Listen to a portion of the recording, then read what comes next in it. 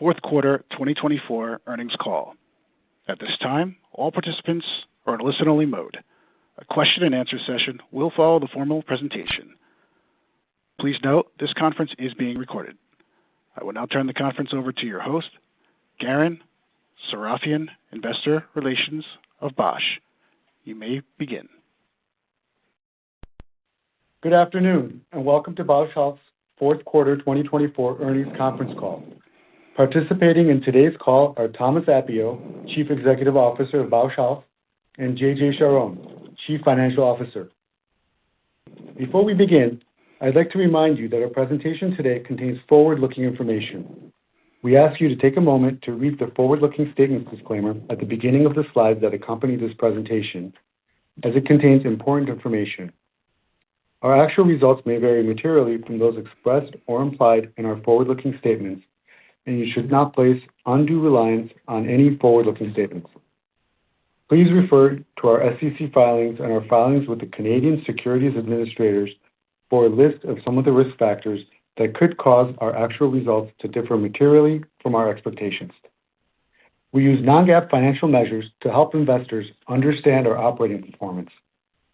Non-GAAP financial measures may not be comparable to similarly titled measures used by other companies and should be considered along with, but not as an alternative to, measures calculated in accordance with GAAP. You will find reconciliations to our non-GAAP measures in the appendix of the slides that accompany this presentation, which are available on Bausch Health's Investor Relations website. Finally, the financial guidance in this presentation is effective as of today only. We do not undertake any obligation to update guidance. Our discussion today, Wednesday, February 19th, will focus on Bausch Health, excluding Bausch + Lomb. However, we will briefly comment on Bausch + Lomb's results announced this morning. We will refer to year-over-year comparisons with the same period last year, unless otherwise noted. With that, I'd like to turn the call over to our CEO, Tom Appio. Tom? Thank you, Garen, and welcome to everyone joining our earnings call today. We closed out 2024 with a strong fourth quarter, executing on our strategic priorities and reinforcing our focus on patient-centered outcomes. Bausch Health continues to deliver, marking our seventh consecutive quarter of revenue and adjusted EBITDA growth. This performance is a testament to our strong operational execution, disciplined approach, and relentless focus on value creation. We made tremendous progress as a company in 2024, as I could not be more proud of what the Bausch Health team accomplished and the momentum we have heading into 2025. While JJ will discuss our financial results in more detail, I will touch briefly on our performance, our progress driving our strategic priorities forward, and key business highlights from the quarter, starting with our strong fourth quarter and full-year results. Revenues for Bausch Health, excluding Bausch + Lomb, increased 4% on a reported basis and 7% on an organic basis when compared to the fourth quarter of 2023, with strong organic growth in our Salix and Solta segments. Full-year revenues for Bausch Health, excluding Bausch + Lomb, increased 5% on a reported basis and 6% on an organic basis. For Bausch Health, excluding Bausch + Lomb, adjusted EBITDA for the fourth quarter of 2024 increased by approximately 7% compared to the prior period. For the full year of 2024, all four segments delivered revenue and segment profit growth, demonstrating our ability to drive performance across our diverse businesses. Our success translated into strong cash flow from operations for the company in 2024. Bausch Health, excluding Bausch + Lomb, generated approximately $1.3 billion in adjusted operating cash flow for the full year. For Bausch Health, excluding Bausch + Lomb, revenue and organic growth were at the high end of our guidance range, and both adjusted EBITDA and adjusted operating cash flow exceeded our guidance. These results would not be possible without the hard work and dedication of all our colleagues across the globe, across all segments throughout the year. We will carry this momentum into 2025 and look forward to updating you on our performance in the quarters ahead as we execute against the guidance that we provided today. Our 2025 outlook builds on the framework we laid out last quarter, which aims to drive value through the organization. So, how do we continue generating value and accomplishing our goals? By centering on our value creation efforts around three fundamental pillars. First, we are relentlessly focused on enhancing the value of Bausch Health's operational assets, driving innovation, strengthening execution, and maximizing the growth potential of a diverse global portfolio of brands.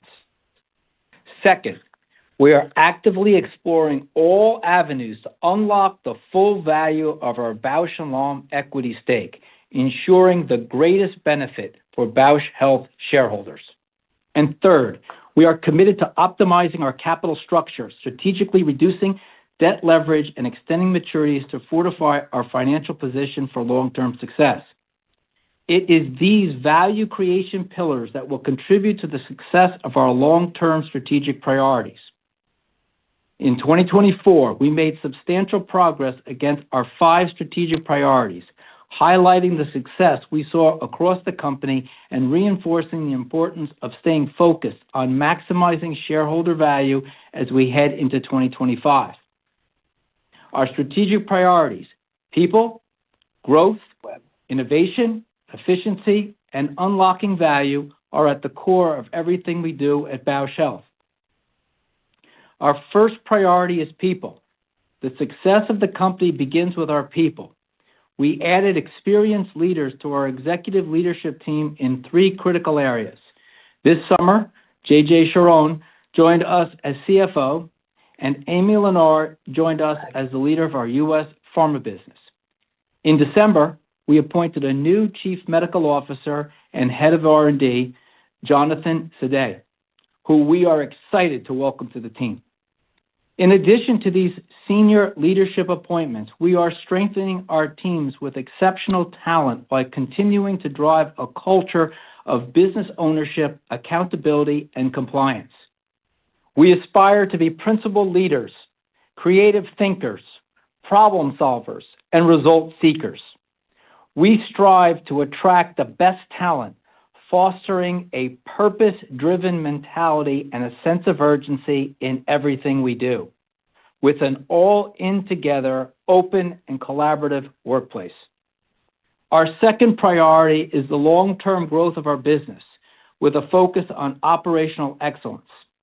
As I mentioned earlier, this is our 7th consecutive quarter of top and bottom line growth, with a strong closing quarter to the year.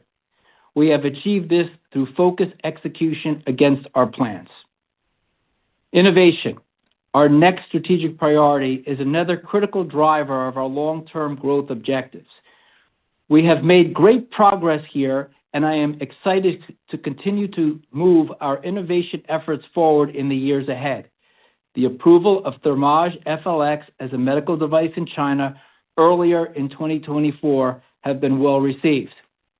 We have developed tools and algorithms that apply AI and machine learning to our sales process for Xifaxan, and we believe this has been one of the drivers of the performance for the product in 2024. While we are still in the early stages of leveraging artificial intelligence in our business, we are exploring other opportunities to leverage AI-enabled capabilities to drive profitable long-term growth. As our performance demonstrates, our investments in innovation are contributing to our growth. Our key pipeline programs continue to progress. Our RED-C program for the prevention and delay of the first episode of hepatic encephalopathy remains on track. We successfully initiated and are in the midst of 2 global phase 3 trials, with top-line results for each expected by early 2026. As a reminder, this program for our solid soluble dispersion rifaximin product may enable us to address an unmet need through a novel therapy for cirrhotic patients globally and continues to be an exciting opportunity for us. In our Solta business, Clear & Brilliant Touch has been approved in additional markets in Asia Pacific, with regulatory submissions in Canada and EMA in 2024. We also received FDA clearance for the next generation Fraxel in the U.S., which we anticipate launching commercially in 2025. Overall, I am energized by the prospects for the innovation that lie ahead for Bausch Health. We continue to drive the success of our business forward through our R&D efforts, maximizing opportunities to best serve patients across the globe.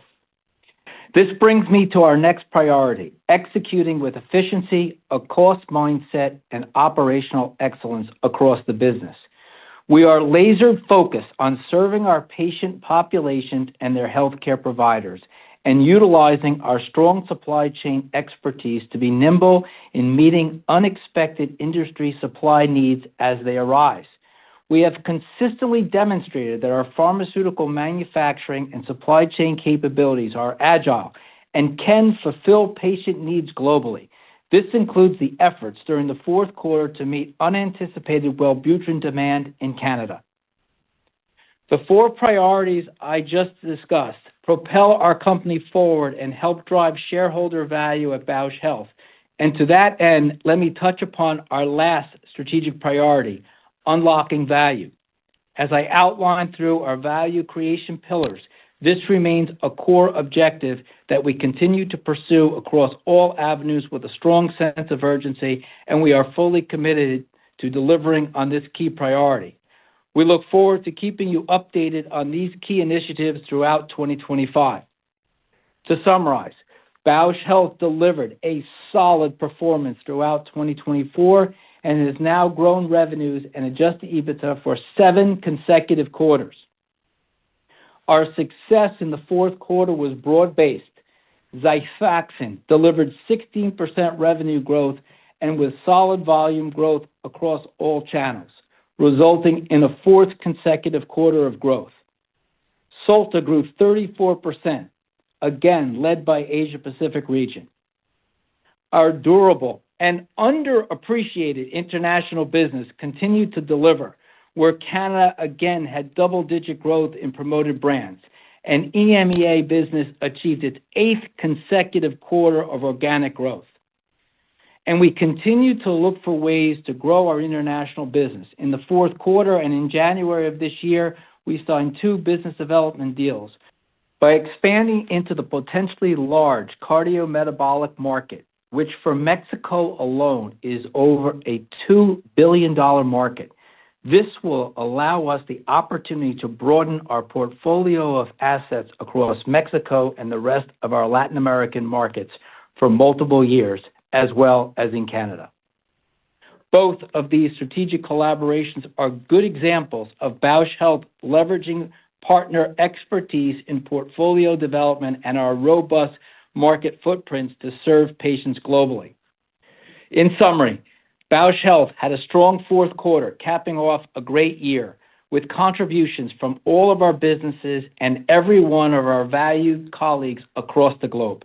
This momentum sets us up for a great year ahead in 2025. With that, I'll hand it over to JJ to provide additional commentary on financial results. JJ? Thank you, Tom. Before we review our results overall and at the segment level, I would like to share some highlights from the fourth quarter for Bausch Health, excluding Bausch + Lomb. Revenues for the year were $4,834 million, with a year-over-year growth of 5% or $223 million. Adjusted EBITDA for the full year was $2,553 million, growing 8% and demonstrating the continued operating leverage of our business model thanks to tight expense management and positive business mix. Adjusted cash flow from operation in 2024 was $1.3 billion, or a 85% growth year-over-year, which was exceptional. The primary drivers were, in addition to our operational performance, unusually low cash taxes and the timing of some of our outflows in Q4. Even when excluding these one-time benefits, adjusted cash flow from operations for the year was approximately $1 billion, or about a 40% increase year-over-year. Let me now review our 2024 performance in more detail, overall and by segment, starting with our consolidated performance on page 14.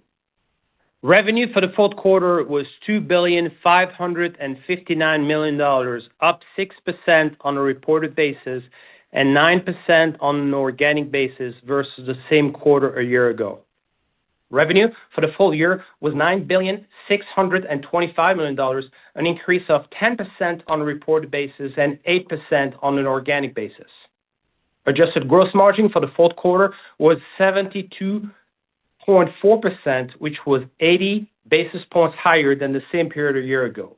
For the full year, it was 71.9%, an increase of 90 basis points versus 2023. Adjusted operating expenses for the fourth quarter were $958 million, an increase of $67 million over the same period last year. For the full year, operating expenses were $3,812 million, or an increase of 12% year-over-year. Adjusted R&D expense for the quarter was $163 million, which was a $12 million increase year-over-year. For the full year, adjusted R&D expense was $615 million, or an increase of 2%.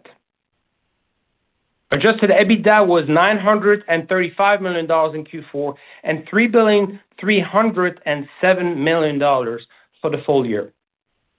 Finally, adjusted operating cash flow, still on a consolidated basis, was $601 million in the fourth quarter and $1,572 million for the full year. Focusing now on the performance of Bausch Health, excluding Bausch + Lomb. Revenue for the fourth quarter was $1,279 million, up 4% on a reported basis and 7% on an organic basis versus the same quarter a year ago.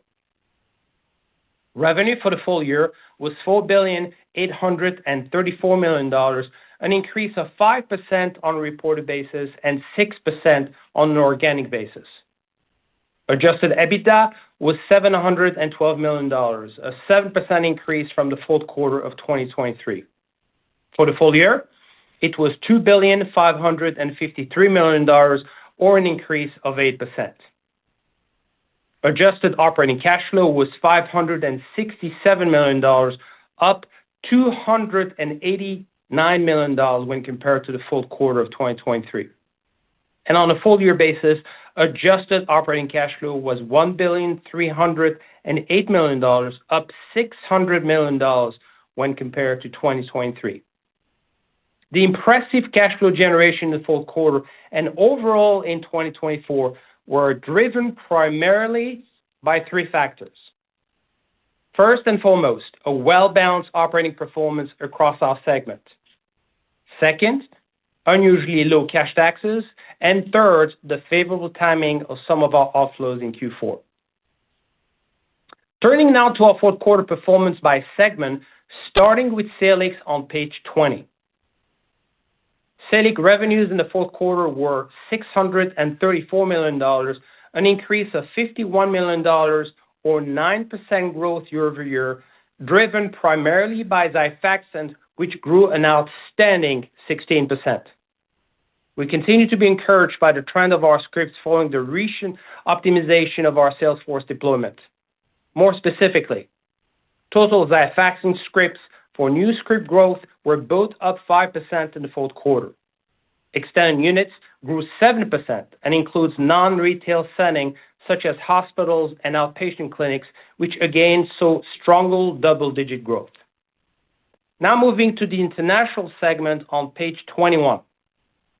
Revenues for international were $279 million during the quarter, a decrease of 4% on a reported basis and an increase of 1% on an organic basis compared to the fourth quarter of last year. The 5% of growth difference was driven by the strengthening of the dollar, mostly against the Mexican peso. By geography, Canada and EMEA were the strongest contributors to growth in the quarter. Revenue in Canada grew 9% on a reported basis and 16% on an organic basis, driven by the continued benefit of a Wellbutrin generic competitor supply shortage in the market. Also worth noting is the double-digit growth of our promoted products in Canada, which reflects the benefits of our sales deployment optimization across our broad portfolio of commercialized products. Revenues in EMEA grew 4% on a reported basis and 5% when excluding the impact of FX. Finally, in Latin America, revenue decreased year-over-year 14% on an organic basis, mostly due to the timing of government tenders in Mexico. Now moving to page 22 to review our Solta Medical segment. Revenues for Solta were $138 million during the fourth quarter, an increase of 34% on a reported basis. This capped an outstanding year for Solta for both revenue and segment profit. What was even more impressive is that our growth for Solta was primarily driven by volume. By country, South Korea and China continue to be the primary drivers of Solta's growth globally. As a reminder, in the second quarter of this year, we relaunched Thermage FLX in China, which has since performed exceptionally well. We believe this business is well positioned for sustained growth in the near and long term. Turning now our focus to the performance of our diversified segments, which you will find on page 23. Revenues for the diversified segments were $228 million during the fourth quarter, a decrease of 12% on a reported basis. As a reminder, on our fourth quarter call last year, we referenced marketplace supply constraint that allowed us to capitalize on sales of Ativan. This generic supply shortage did not recur this year, impacting overall results in the quarter versus the prior year. Finally, let me wrap up the segment discussion for the fourth quarter by commenting briefly on Bausch + Lomb top-line results on page 25 and 26. Revenues were $1,280 million during the fourth quarter, up 9% on a reported basis. For the full year, revenues were $4,791 million, an increase of 16% versus the prior year on a reported basis. Turning now to our balance sheet, starting with page 28. As a result of our exceptional cash flow performance in Q4, we reduced our debt net of cash for Bausch Health, excluding Bausch + Lomb, by approximately $520 million. For the full year, and after payments associated with restructuring and legal settlements, our net debt reduction amounted to almost $1 billion. This allowed us to reduce our gross debt by about $730 million through primarily two actions. First, we executed $555 million of open market purchases in the first half. And second, we continue to reduce our 2027 term loan balance by $125 million as per the mandatory annual amortization obligations. The consequence of all these drivers was an increase of our cash on hand by $260 million when compared to where we stood at the end of 2023. Overall, the fourth quarter was a strong finish on all fronts that capped off an outstanding year for Bausch Health as we continue to optimize the return of our diversified and resilient set of assets across all 5 segments. We believe we are well positioned for another strong year of operating performance in 2025. Let me now provide you with our 2025 financial guidance for Bausch Health, excluding Bausch + Lomb, which you will find on page 30. For 2025, we expect revenues to be between $4,950 million and $5,100 million. The midpoint of that range would translate into a 4% increase year-over-year. Adjusted EBITDA is expected to be between $2,625 million and $2,725 million, making the midpoint a 5% increase versus 2024. Finally, we expect adjusted cash flow from operations to be between $975 million and $1,025 million, Although this translates into a $300 million reduction year-over-year, it represents a more sustainable level of cash flow generation given the one-time benefits of cash taxes and working capital changes we recorded in 2024. Before I hand it back to Tom for his concluding remarks, let me end this performance review by looking at our progress in relation to our value creation framework we introduced last quarter, which you will find on page 32. We still believe that there are three primary levers for value creation for Bausch Health shareholders. The first one is to increase the value of our Bausch Health portfolio. This is the primary focus of our leadership team. We strongly believe we have a broad set of high-performing assets, as evidenced by our outstanding performance in 2024. As Tom indicated earlier, this is the seventh quarter in a row we have grown our top and bottom line and speaks to our performance consistency and the resiliency of our growth strategy. It also highlights the operating leverage of our business model through positive business mix and tight expense management. What's more, because our margins are high and our capital intensity is low, our business has been producing strong free cash flows. Our second lever is to maximize the value of our Bausch + Lomb asset for Bausch Health shareholders. As we indicated 2 weeks ago, the exploration of selling Bausch + Lomb has concluded, at least for now, as it did not lead to an offer that reflected Bausch + Lomb long-term value.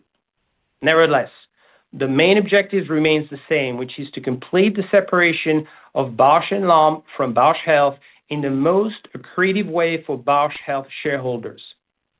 We will continue to evaluate any and all options to do so. And lastly, our third lever is to optimize our capital structure. To that effect, we have made good progress since last October.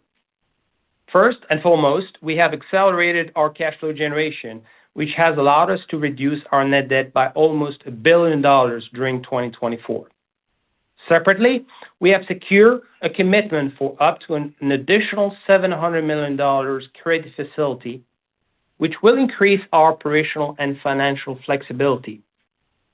With this new facility, together with our cash on hand, our $975 million credit facility, our AR facility, and our anticipated free cash flow generation over the next 5 quarters, we expect to have all the resources we need to address both our 2025 and 2026 debt maturity obligations without the need to access additional sources of funding. Obviously, we are not done with our capital structure improvement efforts, but this is an important milestone as we redirect the focus towards addressing our 2027 and beyond maturities. To that effect, we plan on tapping the capital markets in the first half of 2025, which could include pledging a portion of the Bausch + Lomb shares owned by the company. In conclusion, we have made tremendous progress on many fronts in 2024 and look forward to another successful year in 2025. I will now hand it back to Tom for the wrap-up. Thank you, JJ, and thank you to the entire Bausch Health team for another strong year of growth and execution as we delivered on our commitments and our strategic priorities. As a reminder, we have placed specific emphasis on our people and culture, growing our business, encouraging innovation to drive R&D, operating with efficiency to capture marketplace demand, and unlocking the value of Bausch Health in the short and long term. Our results for 2024 provide us with a strong foundation for further success in 2025. We look forward to building on this momentum to drive growth across all business segments while serving patients and their healthcare providers. With that, we will now turn to questions. Operator, please open the line for Q&A. Thank you. At this time, we will be conducting a question-and-answer session. If you would like to ask a question, please press star one on your telephone keypad. A confirmation tone will indicate your line is in the question queue. You may press star two if you'd like to remove your question from the queue. For participants using speaker equipment, it may be necessary to pick up your handset before pressing the star keys. One moment, please, while we poll for questions. Once again, please press star one if you have a question or comment.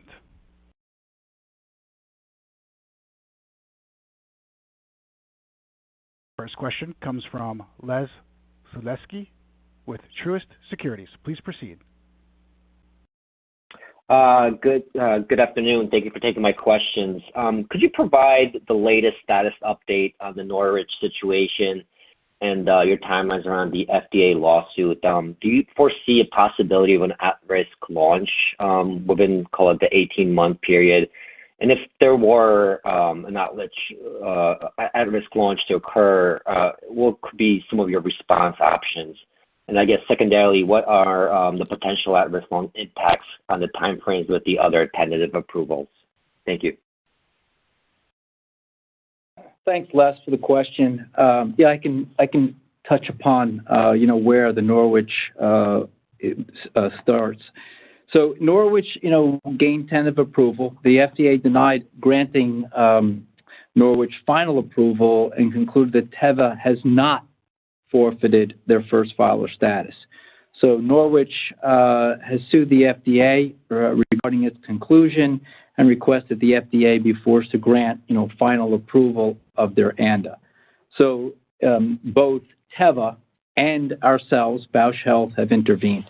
So, based on Norwich's tentative approval letter, we expect the FDA to defend its position on Teva's non-forfeiture, right? So I would just say in conclusion, we believe that the FDA is correct in its determination that Teva remains the first filer and has not forfeited.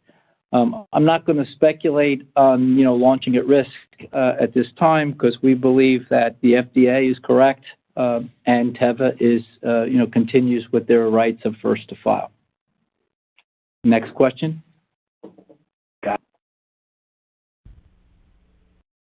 On the discontinuation of the Crohn's disease study? So you were breaking up. We couldn't hear you come through. What was it? Sorry, I'll repeat. On the amiselimod program, what's the reasoning on the discontinuation of the Crohn's disease study? Yeah, so we didn't discontinue the study. We on the last call I mentioned that we were evaluating it based on looking at the data, and we made the determination when we specifically looked at Crohn's that this class of drug, even though there was some pluses and minuses of looking at it, we determined that it wasn't worth the investment with the SP1's performance in Crohn's of other drugs that have tried it in Crohn's. Got it. Thank you for the color. Just one more from me, I'll hop back in the queue. Can you provide a little more color on the two recent deals in the international side on the cardiometabolic front? Thank you. Sure. Yeah. So as I said in my prepared remarks, I think that when you look at the international business, and I'm looking at it holistically, globally, it's an underappreciated business. It's a branded generic business that is very durable, no LOEs. And so what we have put together, we have a team that is solely focused on building out our brand generic portfolios around the world. The two deals that I mentioned was in Latin America, and those are a variety of products. One of them was with MSN, which is a broad portfolio of branded generic products. As you know, our Latin America business is very successful in the branded generic space and building brands.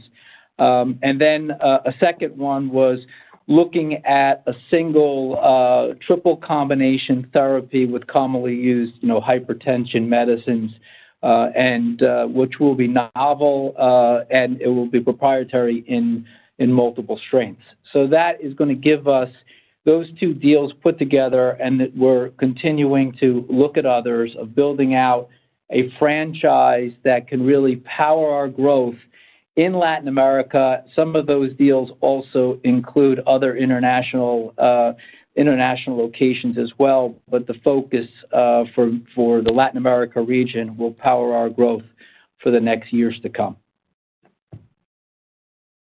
Up next is Doug Minion with RBC Capital. Please proceed, Doug. Yeah, thank you. A couple questions. With respect to the 229 BC, the $700 million that you're contemplating funding with debt and using a portion of the BLCO holdings, relative to the 38.5% that was put in for the $999 million previously, what sort of quantum of potential shareholdings of BLCO would be required under the $700 million? Would it be proportional? I probably wouldn't be, but maybe you can walk me through how much would have to be placed within that company. Hi, Doug. This is JJ. First of all, just as a point of clarification, although the $1 billion against the number code that holds 38% of the shares, only 30% are really fully encumbered. About 8% can be sold or transferred to another entity. These 8% would be added to the remaining 50% that would be used as collateral to that credit facility. Okay. And then on top of that, if you were to go ahead and explore accessing capital markets, this would be incremental in terms of the proportion of shares of Bausch & Lomb that would be pledged or not? Just trying to understand this on a short basis. Yeah, we're looking at different packages, so I'm not going to comment specifically on what we'll be looking at, but the packages we're looking at would be looking at replacing that credit facility so we have more of a permanent structure in place to deal with our 2027 maturities and beyond. Okay, fine. Then if we go to your guidance, which was strong, on the top line it was in line with what we're looking for, and I think most other people, but a bottom line was better. But perhaps you can talk about the contribution on a relative basis that you expect to come from Xifaxan, given the strong growth we've seen in recently. When you look at that guide, how much of that is associated with Xifaxan growth? Yeah. So we haven't provided any specifics in terms of quantification, but the two biggest contributors of our growth in 2025 will be indeed Salix with Xifaxan and Solta. I think the dynamics that you're seeing, particularly in the second half for Xifaxan, should be assumed as continue in 2025.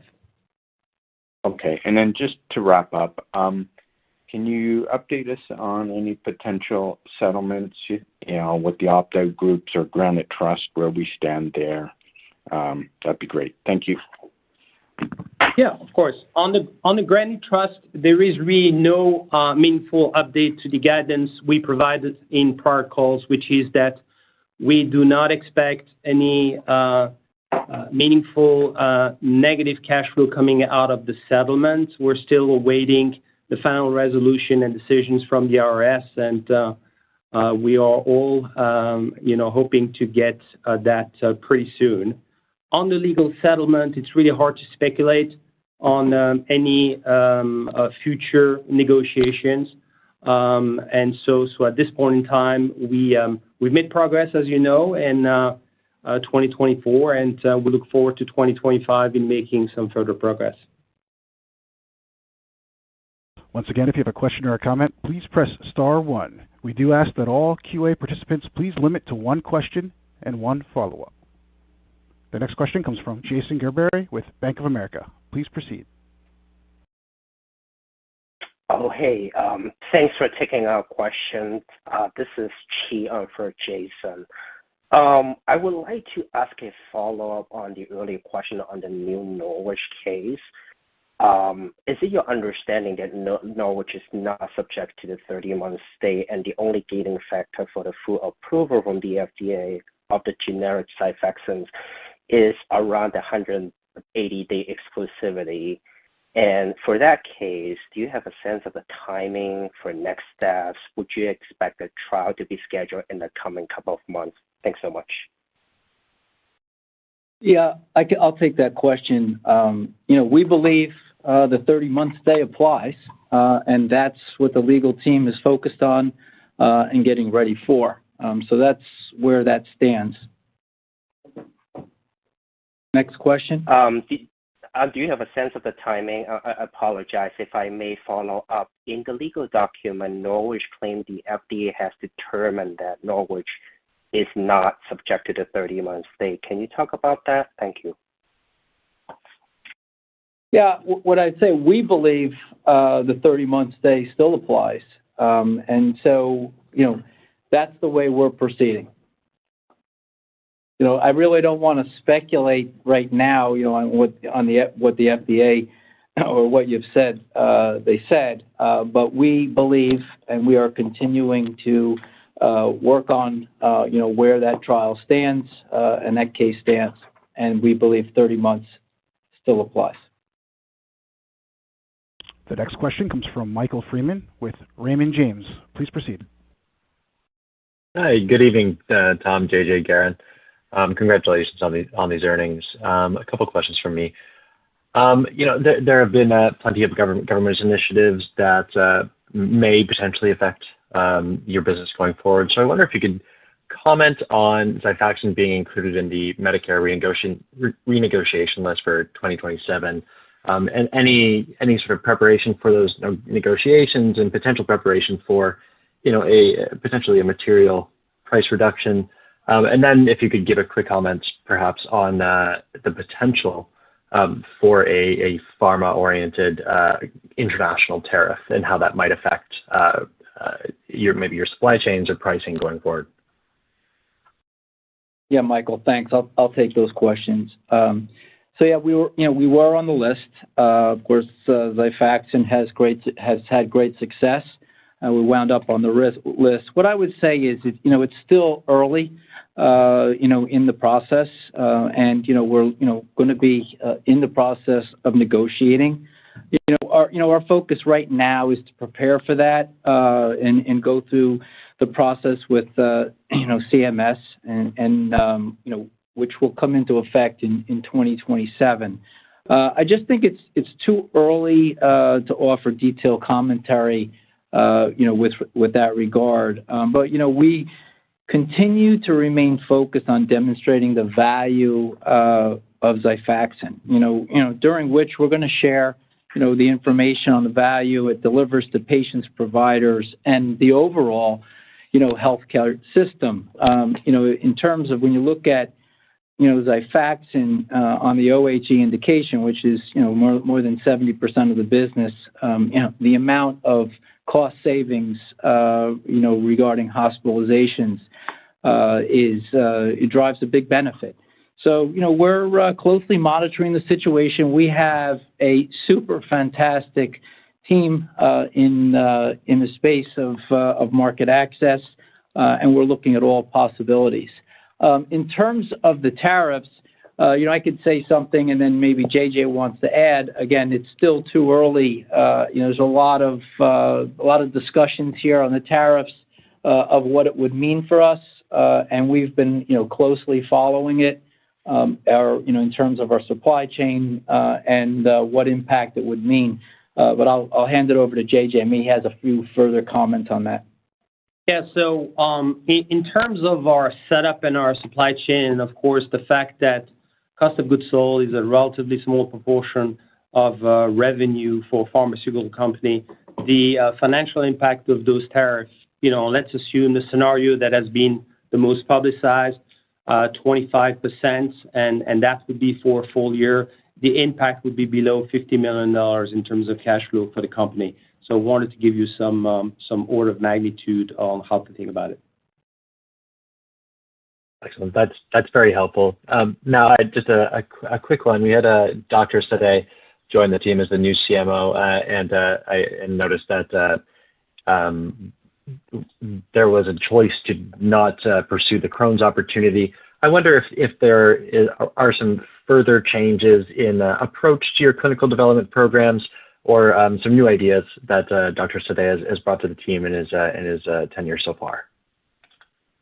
Yeah, I think it's a great question. Of course, we are so pleased to have Jonathan join us, and discussing how to build our pipeline for the future. As you know, we have the Red Sea program. In fact, today downstairs, we're all having advisory boards. We're really excited about the Red Sea program and what that's going to mean for us and what it can mean for patients, as again, this is a prevention trial. So we're really excited about that. We did mention that we're not going to pursue looking at amiselimod and Crohn's. And Jonathan, just since he's joined in the last 2 months, we've been actively discussing what we're going to pursue, what we're going to develop, and then from a business development standpoint, some of the assets that we could possibly look to bring into the portfolio. But we're excited to have Jonathan here, and we'll give more information as things progress on rebuilding and building up this pipeline. Okay, thank you, Tom. The next question comes from Mike Nedelcovych with TD Cowen. Mike, please proceed. All right, thanks for the questions. I have one and a follow-up. My first question relates to Xifaxan in the 2027 IRA price negotiation. Are you able to tell us what portion of sales are derived from the Medicare channel? And then ultimately, regardless of the discount that gets negotiated by CMS, do you anticipate that pricing will leak into the private insurance channel? That's my first question. And then my follow-up is actually a follow-up on a previous question related to your plan to access the capital markets, possibly by pledging a portion of Bausch & Lomb shares. This is very helpful insight, but can you bracket this for us at all? Is there any level of quantification at all that you could provide? Thank you. Yeah, so Mike, I'll take the first one on the Xifaxan price negotiation. As you know, our Xifaxan business is in IBS-D and HE, and it's blended. What would be subjected to the IRA price negotiation? I can't give you what the percentage is that would be. As I said, we have been looking at this carefully for some time. Of what the different levers are that we will be able to look at as we go through the negotiation. So it's still early in the process, and again, as you know, this comes in January of 2027. So there's still a lot to be done and discussed here. And then, as I said previously, already Xifaxan on the HE indication is, if you look at hospitalization costs and patients not being in hospital, there already is a very large savings into the healthcare system on Xifaxan. I'll hand the other question that you had over to JJ. Yeah, so I'm not going to comment specifically on the quantum of debt that we're looking at. We're looking at various options. The one thing I would just reinforce and highlight is that we've got $7 billion of maturities between now and the end of 2027. You have obviously to take into consideration the cash on hand, the cash flow that we'll be generating between now and the end of 27. As we indicate in our guidance, this is a business that certainly in the near term can generate $1 billion plus of cash flow per year. And so the objective here is really to deal with as much maturities as possible during that horizon. Great, thank you. Okay, sure. And our last question comes from Glenn Santangelo with Jefferies. Please proceed. Oh, yeah. Thanks for taking my question. Hey, Tom, just two quick ones from me. I mean, it seems pretty obvious why you maybe walked away from the BLCO sales process. And so in your prepared remarks, you seem like you're continuing to sort of actively explore, different processes to maybe monetize this asset. But, what might you do differently going forward versus what you did over the sort of past couple of years? And do you think 2025, could be in the cards to ultimately get a deal done? And then my follow-up to that is for JJ, just on the follow-up question, when you think about, trying to tackle these maturities and pledging some of the BLCO shares, does that in any way impact or say anything about the potential timing or ability to do a deal in the near term? Thanks.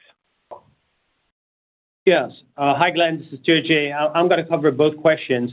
So as we said, obviously the maximizing the value for shareholders of our BLCO equity stake is one of the primary value creation levers for us. And there are, many ways you can go and achieve that. The goal is obviously to complete the separation between BLCO and BHC, but the monetization of that asset is going to play a key part in our journey over the next 3 years. Listen, there's no real timeline associated with that. I think it's more a function of what makes sense for shareholders and whether the transactions that we're considering are accretive to BHC share value. So that's what I would say on that front. And then in terms of the financing that we're looking at raising, obviously our BLCO equity stake is a big asset of the company, so we'll use partially or totally as collateral to some of the financing we may decide to raise, as we indicated in our prepared remarks. And it doesn't really impact, I think, the timing or the decision we'd be making on BLCO, more what we would be doing with the proceeds as indicated by potential covenants or obligation associated with the debt we're raising. Okay, thank you. I would now like to turn the call back over to management for any closing remarks. Thank you all for joining us this afternoon and for your questions. We closed out another strong quarter of growth, leading to a strong year, with consistent results across our broad portfolio of assets. I want, once again, to thank the entire Bausch Health team across the globe for their hard work and dedication and relentless drive to deliver the products patients need most to enrich their lives. Thank you for your time and your interest in the company, and we look forward to another strong year of execution and progress in 2025. Enjoy your evening. Thank you. This concludes today's conference, and you may disconnect your lines at this time. Thank you for your participation.